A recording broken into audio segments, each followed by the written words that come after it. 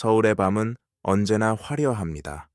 한강을 따라 늘어선 마천루와 꺼지지 않는 빌딩의 불빛들은 지난 반세기 동안 우리가 이룩해온 한강의 기적을 상징하는 듯합니다. 전쟁의 폐허 위에서 세계 10위권의 경제 대국으로 성장한 대한민국. 우리는 그 눈부신 성취에 취해 혹은 그 성장이 영원할 것이라는 믿음에 기대어 지금껏 달려왔습니다. 그러나 오늘 우리는 그 화려한 조명 뒤에 드리워진 거대하고 어두운 그림자를 직시해야 합니다. 그것은 바로 우리 경제를 지탱하고 있는, 아니 어쩌면 서서히 질식시키고 있는 부채라는 이름의 거대한 괴물입니다. 우리가 기적이라 불렀던 그 성장의 상당 부분은 사실 미래의 소득을 미리 당겨 쓴 결과물이었을지도 모릅니다. 지난 10여 년간 전 세계를 지배했던 초저금리 기조는 우리에게 달콤한 착각을 심어주었습니다. 빚을 내어 집을 사고, 빚을 내어 주식에 투자하고, 빚으로 사업을 확장하는 것이 부를 축적하는 가장 현명한 수단으로 여겨졌습니다. 유동성이라는 이름의 마약은 고통을 잊게 했고, 자산 가격의 폭등은 마치 우리가 엄청난 부자가 된 것 같은 환상을 심어주었습니다. 가계부채는 GDP 대비 세계 최고 수준으로 치솟았고, 기업들은 한계 상황에서도 빚으로 연명하며 정부의 장부 또한 붉은 숫자로 물들어가고 있습니다. 누군가는 이것을 성장의 동력이라 불렀지만 냉정하게 말해 이것은 언젠가 반드시 갚아야 할 청구서입니다. 그리고 이제 그 청구서가 날아오기 시작했습니다.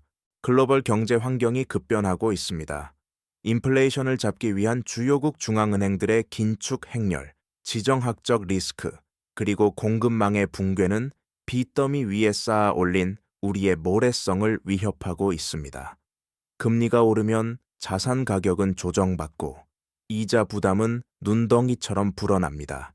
이것은 단순한 경제 순환의 문제가 아닙니다.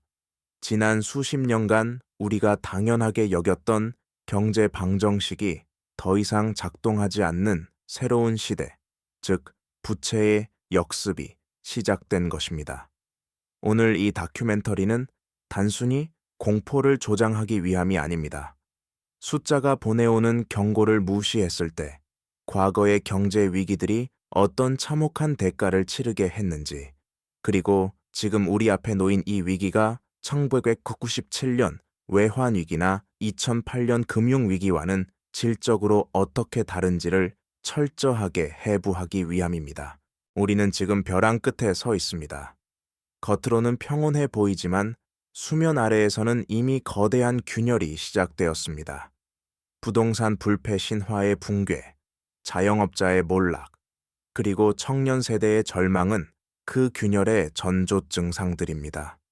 한강의 기적이라는 신화 뒤에 숨겨진 진짜 비용, 우리가 외면하고 싶었던 그 불편한 진실을 이제는 마주해야 할 시간입니다. 과연 우리는 이 빚의 굴레를 벗어던지고 다시 일어설 수 있을까요? 아니면 잃어버린 수십 년의 늪으로 빠져들게 될까요? 지금부터 그 차가운 진실을 향한 여정을 시작합니다.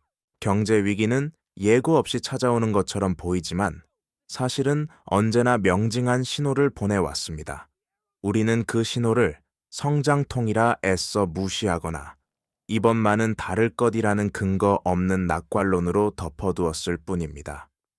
지금 대한민국 경제가 보내고 있는 첫 번째이자 가장 위험한 신호는 바로 기형적으로 비대해진 가계부채입니다. GDP 대비 가계부채 비율이 세계 1위권이라는 뉴스는 이제 식상할 정도로 반복되어 왔습니다. 하지만 그 숫자가 내포한 진짜 공포는 피제, 규모가 아니라 피제, 질과 증가 속도에 있습니다. 지난 수년간 저금리 기조 속에서 우리는 실질 소득이 늘어나는 속도보다 훨씬 빠르게 빚을 늘려왔습니다. 이는 소득으로 원리금을 감당할 수 있는 임계점을 넘어선 가구가 기하급수적으로 늘어나고 있음을 의미합니다. 특히 대한민국 가계 자산의 70% 이상이 쏠려 있는 부동산 시장의 균열은 위기의 가장 확실한 징후입니다. 집값이 오를 때는 적은 자본으로 자산을 증식시켜주는 레버리지의 마법이었던 전세 제도가 집값이 하락하고 금리가 오르는 시기에는 거대한 부채 폭탄으로 돌변하고 있습니다. 전세 보증금은 엄밀히 말해 집주인이 세입자에게 진 무이자 사채와 같습니다.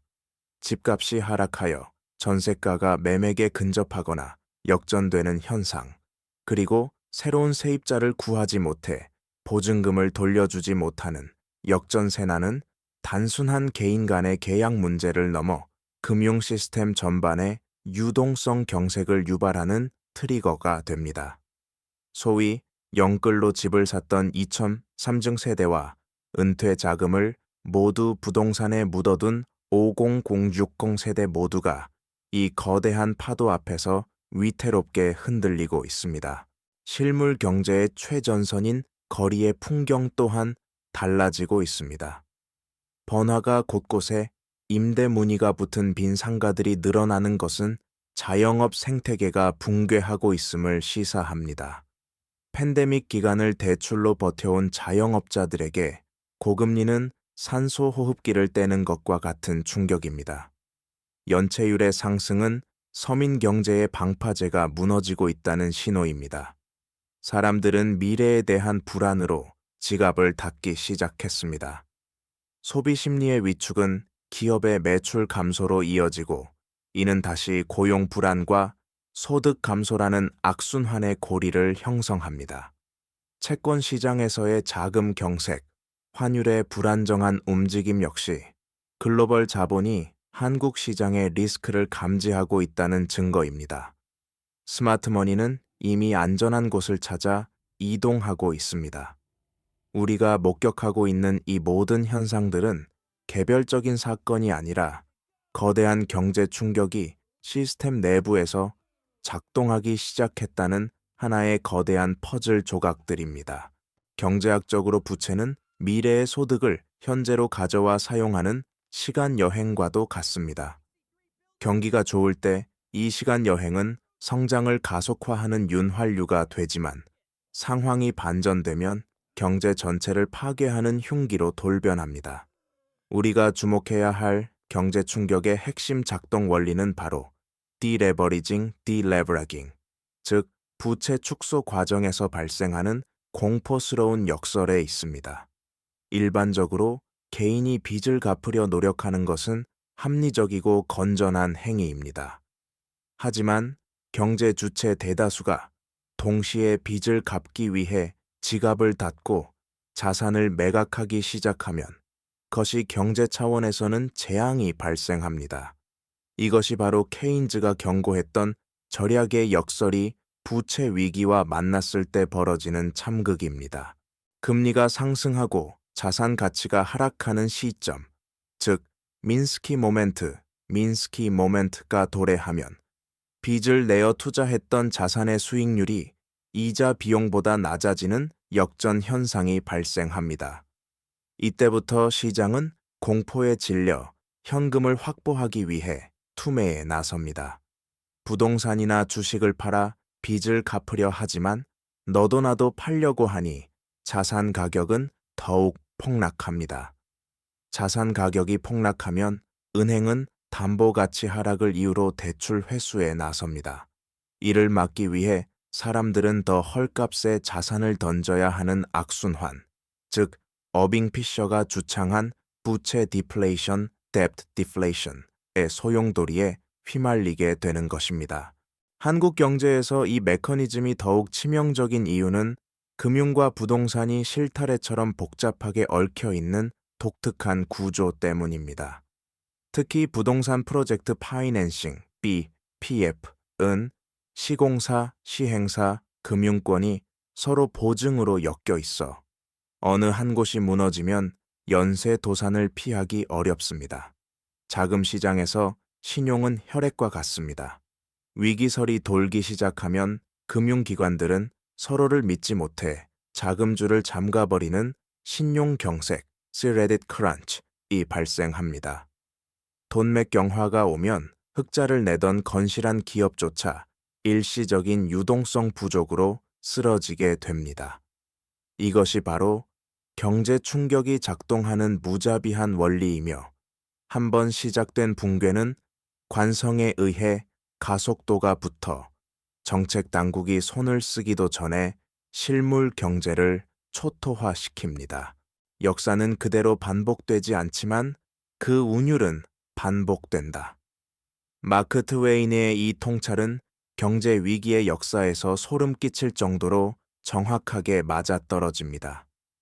우리가 지금 겪고 있는 이 불안감은 과거 다른 나라들이 이미 겪었던 비극의 전주곡과 놀라울 정도로 닮아 있습니다.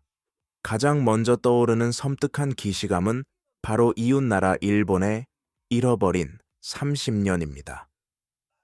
1980년대 후반 도쿄 황궁의 땅값이 미국 캘리포니아 전체 땅값보다 비싸다는 말이 돌 정도로 일본의 부동산 거품은 하늘을 찔렀습니다. 그러나 금리 인상과 대출 규제로 거품이 터지자 자산 가격은 폭락했고 기업과 가게는 빚을 갚는 데만 급급해 소비와 투자를 멈췄습니다.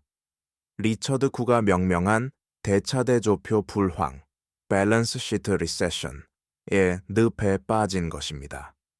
급격한 고령화와 저성장, 그리고 부동산 불패 신화에 기댄 기형적인 자산 구조까지 지금의 대한민국은 1990년의 일본과 쌍둥이처럼 닮아 있습니다. 서구권으로 눈을 돌려보면 2008년 미국의 서브프라임 모기지 사태가 주는 교훈 또한 묵직합니다. 당시 월가는 신용등급이 낮은 사람들에게까지 주택담보대출을 남발했고 이를 기초로 만든 파생상품을 안전자산인 양 전 세계에 팔아치웠습니다. 집값은 절대 떨어지지 않는다는 맹신이 무너지는 순간 리먼 브라더스 같은 거대 투자은행조차 하루아침에 파산했습니다. 부채의 질이 악화된 상태에서 금리 인상이라는 충격이 가해질 때 금융 시스템이 얼마나 허무하게 붕괴될 수 있는지를 보여주는 처참한 사례입니다. 당시 미국 정부는 기축통화국이라는 특권적 지위를 이용해 막대한 달러를 찍어내 위기를 모면했지만 비기축통화국인 대한민국은 그런 사치를 부릴 여유가 없습니다. 더욱 극단적인 사례인 그리스나 아르헨티나, 베네수엘라의 비극은 국가 신뢰도가 무너졌을 때 국민의 삶이 어디까지 추락할 수 있는지를 경고합니다. 과도한 부채와 방만한 재정 운용으로 인해 국가가 빚을 갚지 못하는 상황에 이르면 환율은 폭등하고 물가는 통제 불능 상태가 됩니다.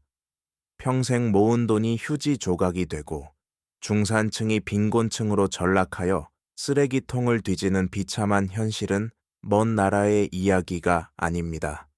물론 한국의 정부 부채 비율은 이들 국가보다는 양호하다고 평가받지만 세계 최고 수준의 가계 부채와 기업 부채라는 사적 부채의 뇌관은 그 어떤 나라보다도 거대하고 위험합니다.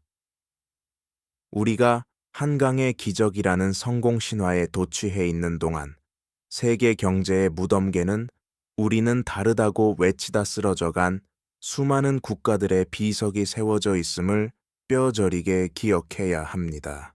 글로벌 사례들이 주는 경고음이 이토록 선명한데 과연 이 충격이 대한민국에 당도했을 때 우리의 현실은 어떻게 변할까요? 가장 먼저 체감하게 될 변화는 자산 불평등의 심화가 아닌 자산 파괴의 보편화입니다. 그동안 우리는 자산 가격 상승으로 인한 빈부 격차를 걱정해 왔지만 거품이 꺼지는 시기에는 빚을 내어 자산을 산 중산층과 서민들이 가장 먼저 그리고 가장 처참하게 무너집니다.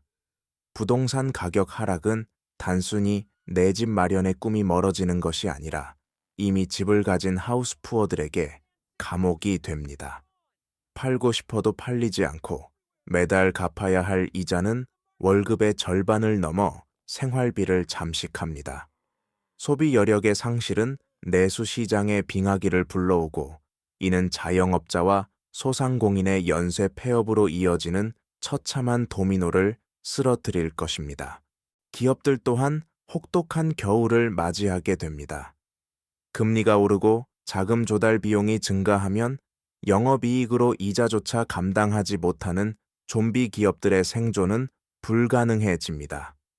이들의 퇴출은 경제 전체의 건전성을 위해 필요할지 모르지만 그 과정에서 발생하는 대량 실직과 협력업체들의 줄도사는 사회적 재난에 가깝습니다.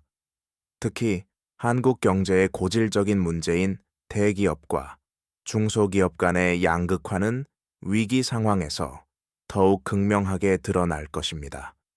자금력을 갖춘 대기업은 위기를 헐값에 알짜 자산을 매입하는 기회로 삼겠지만 중소기업은 흑자 도산의 공포에 떨어야 합니다. 수출 중심의 경제 구조를 가진 한국에게 글로벌 경기 침체는 수출 감소라는 직격탄이 되어 돌아오고 이는 경상수지 악화와 원화 가치 하락으로 이어져 수입 물가를 밀어올리는 스태그플레이션의 악몽을 현실화시킬 수 있습니다. 무엇보다 가장 뼈아픈 영향은 미래 세대에게 전가될 것입니다. 청년들은 취업문이 닫힌 현실 앞에서 절망하고 빚더미에 오른 부모 세대를 부양해야 하는 이중고에 시달리게 됩니다. 결혼과 출산을 포기하는 것은 더 이상 선택의 문제가 아닌 생존의 문제가 되며 이는 이미 심각한 인구 절벽 문제를 가속화하여 한국 경제의 잠재 성장률 자체를 0%대, 아니 마이너스로 끌어내릴 것입니다. 성장 동력이 꺼진 사회에서 계층 이동의 사다리는 걷어차여지고 각자 도생이라는 살벌한 생존 논리만이 지배하게 될 것입니다. 우리가 지금 겪고 있는 이 고통은 단순히 일시적인 경기 둔화가 아니라 한국 사회의 구조적 모순이 부채 위기를 통해 한꺼번에 터져 나오는 복합 골절과도 같습니다. 이 거대한 파도 앞에서 대한민국호의 키를 잡고 있는 정부와 한국은행의 고뇌는 깊어지고 있습니다. 그들은 지금 진퇴양난이라는 사자성어조차 부족할 만큼 절박한 딜레마에 갇혀 있습니다. 경제학 교과서에 나오는 불가능의 삼각정리, Impossible Trinity가 현실의 냉혹한 위협으로 다가온 것입니다. 물가를 잡고 환율을 방어하기 위해서는 미국을 따라 금리를 올려야 합니다. 한국과 미국의 금리 격차가 벌어지면 외국인 자본은 더 높은 수익을 쫓아 썰물처럼 빠져나갈 것이고 원화 가치는 폭락하여 수입 물가를 미친 듯이 끌어올릴 것이기 때문입니다. 이것은 1997년 외환위기의 트라우마를 자극하는 시나리오입니다. 따라서 한국은행 총재에게 금리 인상은 선택이 아닌 생존을 위한 강요된 필수 과목과도 같습니다. 그러나 내면을 들여다보면 사정은 정반대입니다. 금리를 올리는 순간 앞서 언급한 1,800조 원이 넘는 가계부채와 한계 기업들의 뇌관이 터지게 됩니다. 빚으로 쌓아 올린 부동산 시장이 경착륙하면 그 충격은 금융권의 부실로 전이되어 시스템 리스크를 유발할 수 있습니다. 즉, 금리를 올리자니 내수가 죽고 빚 폭탄이 터질 것 같고 금리를 동결하자니 환율이 치솟고 물가가 잡히지 않는 그야말로 외통수에 걸린 형국입니다. 정부는 각종 규제 완화와 특례 대출을 통해 부동산 시장의 연착륙을 유도하고 채권 시장 안정펀드를 가동하며 급한 불을 끄려 하고 있습니다. 하지만 이러한 미봉책들은 언발의 오줌 누기에 불과하다는 비판을 피하기 어렵습니다. 빚 문제를 더 큰 빚으로 막으려는 시도는 결국 문제의 해결이 아닌 지연일 뿐이며 이는 나중에 더 큰 청구서가 되어 돌아올 것이기 때문입니다. 더욱 우려스러운 것은 모럴 해저드, 도덕적 해이의 확산입니다. 정부가 빚 탕감 정책이나 구제 금융을 시사할 때마다 성실하게 빚을 갚은 사람만 바보가 된다는 사회적 불만은 고조됩니다. 이는 신용사회의 근간을 흔드는 위험한 신호입니다. 자본주의 시장 경제에서 투자의 책임은 본인에게 있다는 원칙이 무너지면 앞으로 닥칠 위기에서 경제 주체들은 건전성을 유지하려 노력하기보다 정부의 구조만을 바라는 좀비가 될 것입니다. 지금 정책 당국은 외줄 타기를 하고 있습니다. 한쪽에는 인플레이션과 환율이라는 절벽이, 다른 한쪽에는 경기 침체와 금융 위기라는 낭떠러지가 기다리고 있습니다. 이 위태로운 고개 속에서 정부가 할 수 있는 일은 제한적이며 어쩌면 그들은 우리에게 이제 각자 도생할 준비를 하라는 무언의 신호를 보내고 있는지도 모릅니다. 국가가 모든 것을 해결해 줄 수 있다는 믿음, 그 환상을 깨는 것에서부터 우리의 생존 전략은 다시 쓰여야 합니다. 그것이 경제의 파도가 덮쳐올 때 개인이 할 수 있는 가장 어리석은 행동은 파도가 멈추기를 막연히 기다리거나 정부가 구명조끼를 던져줄 것이라 믿고 가만히 있는 것입니다.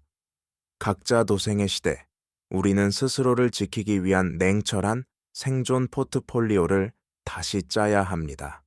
그 첫 번째 원칙은 자산 A셋에 대한 집착을 버리고 현금 흐름, 캐시플로우에 집중하는 것입니다. 부동산이나 주식 평가액이 얼마인지는 지금 중요하지 않습니다. 위기 시에 그것들은 쉽사리 현금화되지 않거나 반토막 나기 일쑤입니다. 지금 당장 내 통장에 꽂히는 현금, 즉 유동성을 확보하지 못하면 흑자 부도 위기에 몰릴 수 있습니다.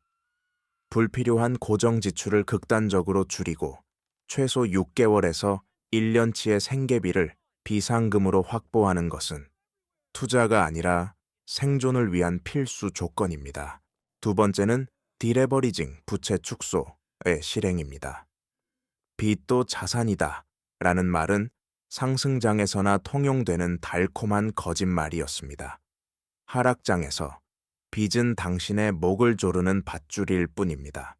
특히 변동금리 대출이나 생활비 목적의 신용대출 등 나쁜 빚은 어떤 수를 써서라도 가장 먼저 정리해야 합니다. 만약 감당할 수 없는 수준의 부채라면 금융기관의 채무 조정 프로그램이나 법적 제도를 이용하는 것을 부끄러워해서는 안 됩니다. 시간을 끌수록 이자는 복리로 불어나 재기불능 상태로 몰고 갈 것입니다. 투자의 관점 또한 수익률 극대화에서 원금 보존으로 전환해야 합니다. 고금리 예금, 국채, 달러와 같은 안전자산의 비중을 높이고 시장이 바닥을 확인하고 다시 상승 추세로 돌아설 때까지 기다림이라는 투자를 할 줄 아는 인내가 필요합니다. 마지막으로 가장 중요한 투자는 바로 나 자신에 대한 투자입니다.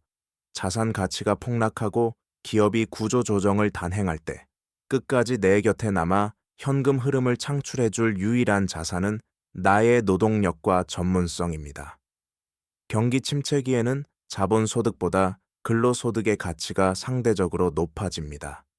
자신의 직무 능력을 대체 불가능한 수준으로 끌어올리거나 제2의 파이프라인을 만들 수 있는 기술을 익히는 것이야말로 인플레이션과 불황을 동시에 방어하는 최고의 헤지 수단입니다. 지금은 공격적으로 불을 늘릴 때가 아니라 다가올 폭풍 속에서 살아남아 다음 사이클의 기회를 잡을 체력을 비축해야 할 시기입니다. 웅크리는 것은 패배가 아니라 도약을 위한 준비임을 명심해야 합니다. 다시 서울의 밤을 봅니다. 여전히 한강의 다리 위로는 수많은 자동차의 불빛이 강물처럼 흐르고 빌딩 숲은 거대한 성체처럼 견고해 보입니다. 하지만 우리는 이제 압니다. 저 화려한 불빛 하나하나가 어쩌면 감당하기 힘든 빚의 무게를 지탱하며 힘겹게 타오르고 있다는 사실을 말입니다. 한강의 기적은 우리에게 자부심이었지만 동시에 우리를 속도와 성장의 노예로 만들었습니다. 우리는 미래의 시간과 소득을 담보로 현재의 번영을 샀고 이제 그 만기일이 도래했습니다. 오늘 우리가 마주한 이 빚더미는 단순한 숫자의 문제가 아니라 지난 수십 년간 우리가 쌓아온 욕망의 총량이자 성장 지상주의가 남긴 청구서입니다. 역사는 우리에게 차가운 진실을 속삭입니다. 빚으로 쌓은 탑은 반드시 무너지며 그 무너짐을 통해 비로소 거짓된 거품이 걷히고 새로운 기초를 다질 기회가 생긴다고 말입니다. 지금 우리 앞에 놓인 길은 고통스럽습니다. 자산 가치의 하락, 소비 위축, 구조 조정의 칼바람은 피할 수 없는 현실이 될 것입니다. 그러나 외면한다고 해서 사라질 문제가 아닙니다. 썩은 살을 도려내는 고통을 감내하지 않는다면 대한민국 경제 전체가 괴사할 수 있습니다.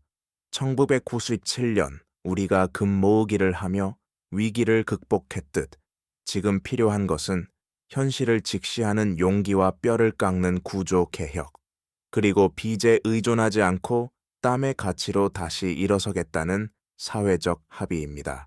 경제는 심리이자 흐름입니다. 공포에 잠식되면 위기는 재앙이 되지만 냉철하게 대비하면 위기는 옥석을 가리는 기회가 됩니다. 비록 지금은 한강의 기적 뒤에 숨겨진 긴 그림자 속에 서 있지만 이 어둠 또한 영원하지 않을 것입니다. 부채라는 거대한 파도가 휩쓸고 지나간 자리에 모래성 대신 단단한 바위 위에 지은 집을 다시 세울 수 있을지, 그것은 오직 지금 우리의 선택에 달려 있습니다. 빚더미 위에서 내려와 두 발로 단단히 대지를 딛고 서는 것. 그것이 진정한 부의 경제학이자 우리가 다시 써 내려가야 할 새로운 한강의 역사가 될 것입니다.